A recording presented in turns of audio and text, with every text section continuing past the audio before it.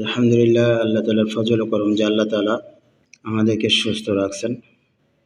আজকে আমাদের বিষয় হচ্ছে আমিরকে ইতাআত করার ব্যাপারে, দাওয়াত ও তাবলীগের আমিরকে ইতাআত করার ব্যাপারে মাওলানা মুফতি আজিমউদ্দিন সাহেব কী বলছেন এবং কারি জুবায়ের সাহেব, আলমী শুরার কারি জুবায়ের সাহেব উনি আগে কী বলছেন আমিরকে ইতাআত করার বিষয়ে, এ বিষয়ে আমরা আজকে দেখব ইনশাল্লাহ আলোচনাটা। আর যারা চ্যানেলে নতুন অবশ্যই সাবস্ক্রাইব করব, আর যারা পুরাতন আছি তারা এই চ্যানেলের বেশি থেকে বেশি ভিডিও শেয়ার করবো ইনশাল্লাহ, এবং সবাই সাথে থেকে সহযোগিতায় আগায় আসবো ইনশাল্লাহ। আসসালামু আলাইকুম। আমরা ইনশাল্লাহ শুরু করতেছি, একটু মনোযোগ দিয়ে শুনি অল্পক্ষণ।